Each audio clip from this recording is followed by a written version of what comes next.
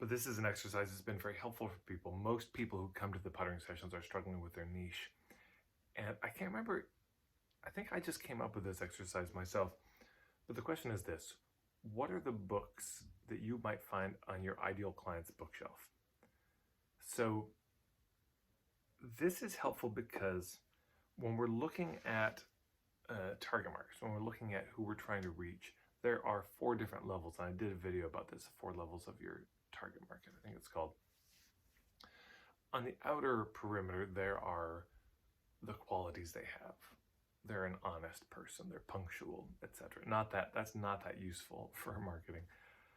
Number 2, one step in, if you imagine a target with a bullseye in the middle, there's the demographics. So these are these sort of outer things. They like to wear black. They have a beard. They they have this income. They have these habits that are externally verifiable. Anything you can see from the outside, those are demographics. Yeah. And that's more helpful than qualities, but still very limited. And why? Well, because all the black males who are ages 65 to 75 who live in Cleveland, Ohio, they don't all see the world the same way. They don't hang out together just because of those demographics. So the next step in are the psychographics. And the psychographics are the worldviews, the scenes that they're a part of, their values, their beliefs. And this is a big deal in marketing. Now, the center, the 4th stage, is the issue. This is the Island A and Island B, which I won't go into now. That's the most important. That's 90% of it. But this psychographics thing is extremely important because this is one of the major sources of hubs. This is what allows you to start to figure out where would you even look for people in the first place. So this does some heavy lifting in marketing. And one of the easiest ways I found to sort out the psychographics are what are the books they would have on their bookshelf. Because each of those books, particularly the non-fiction books, but even the fiction books, the stories they choose, could say something. But the non-fiction books, the personal growth books, etc., these tell you what they value. These tell you a lot what they believe. So, for example, I'll just show you one of the bookshelves I've got here. There's one of my shelves.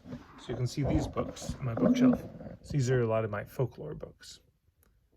Yeah. And so if I saw any books like this in a client's bookshelf, I'd say, oh, we're probably going to get along really well. And this is the question: what are the books that you might see that would let you know that this is somebody you'd want to have tea with, go for a beer with, you'd want to chat with? If I saw the book Nourishing Traditions by Sally Fallon, I would say, wow. If I saw folklore books, history books, books by certain authors, because people will say things this is, I think, one of the places this question came from.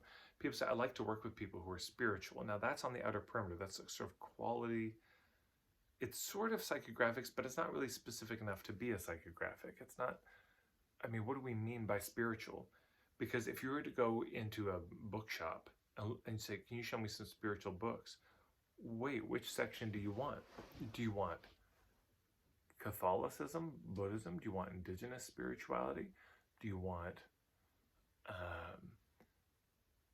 books on by Wayne Dyer, by Doreen Virtue, Neil Donald Walsh? Do you want books on you get the idea. The Celestine Prophecy. There's actually a lot of different philosophies around spirituality. And the capacity to articulate very specifically and clearly, what they mean by spirituality, what branch of that, it goes a long, long, long way. Because how this can show up is on a sales page or on your home page or on a Are We a Fit page. They read it.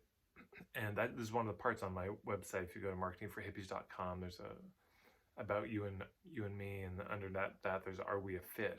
And on that page, there's a section where it's like, you might love the following authors. And there's a list of authors. And if somebody can read that and say, I like a lot of those authors, the truth is we're probably going to get along pretty well. We probably share a similar worldview. So you could go right to the beliefs about the worldview, but sometimes these books or authors are a sort of stand-in. They say a lot. You know, if you're into these three authors, somebody says, I love all three of those authors. Okay. You know, I was talking with somebody and they said they were into herbalism and mycelium. I said, oh, have you heard of Paul Stamets? And they said, I worship Paul Stamets. Okay, this is a good connection. So that's the question. If you were to go into their home, what are the books you would see on their bookshelf that would let you know that at a values level, at a worldview level, the kind of scenes you're a part of, that there's probably a fit? Would you see books on permaculture? Would you see books on religion? Would you see books criticizing religion? Would you see books on anti-racism? Would you see books on gender issues? You know, would you see books on feminism, men's rights? What kind of books for you would be the books? Would you see books on veganism, on definitely not veganism, on paganism, no, on more Catholicism? So, and by the way, if you have strong reactions as you hear me say, I wouldn't want to see those books at all. Well, then that's good. That tells you some clarity about what you value and what you'd want. So you can, this is really worth going through your bookshelf and thinking about the books you've read in the past. And like, what are the books that were really, that just, you want to know about me? Read this book. This book will tell you everything you need to know about me, what I value. I mean, there's an author, I love Derek Jensen. He wrote this book, which I just found a cheap copy of it at used bookstore. And the used bookstores are certainly my affliction. And, but yeah, it's called The Culture of Make-Believe. It's a thick book. I cannot recommend this book highly enough. The Culture of Make-Believe, also his book, A Language Older Than Words. Incredible. So if I saw this book on a bookshelf, I would immediately say, okay, we got something to talk about. So you can go back through your own bookshelf. Just stand there, look at it. It's like, okay, if there were 5 of these books, that if I saw them on somebody's bookshelf, I'd be really excited. Which 5 would they be? You don't need to want to list 100 books, but there's some that may stand in for a lot of different books. And again, you can literally put these on a sales page, on a home page, on an Are We a Fit page. And people, you know how it is. You read something like this, like, oh my God, you're into these things? This is a lot of how people make a choice, frankly.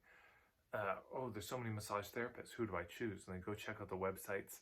And so many of them are frankly really generic. But then they read one, and this person has very strong opinions. And like, here's the authors I like. Here's the books I like. And you say, oh my God, I love all those books. That is often enough to tip the scales for somebody to want to work with you. It's not the whole thing. It's not more important than the issue. The issue is more important. That's the bullseye. But let's say you have back pain and you have 10 massage therapists who all say they help people with back pain. Sometimes then we say, okay, well, who is this person?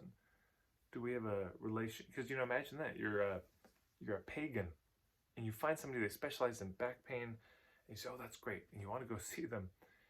And then you see the crucifix hanging up on the wall. You see the Bible.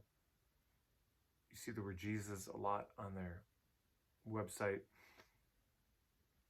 You may not want to work with them. And oh wait, this is culturally, this is, I'm not going to be able to relax in that environment. Versus, you know, you see, all the pagany, Wiccany things there, and you say, oh, this is home.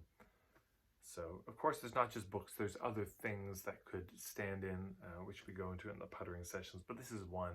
It's a simple one. Hopefully that's helpful for you. If this was useful for you, if you could share this video, it's a huge, huge help on, if you're in a Facebook group or something with folks, other entrepreneurs, big help. If you like this video, it helps more people see it. And thank you everyone who's subscribed to this channel. I'm very grateful that you have. And of course, there's a ton of free stuff at marketingforhippies.com. It's really well organized. I think you'll enjoy it. And then you can follow me on Instagram, where I drip out stuff in a more regular fashion, if that's more your style. Okay, thanks everyone. Take care.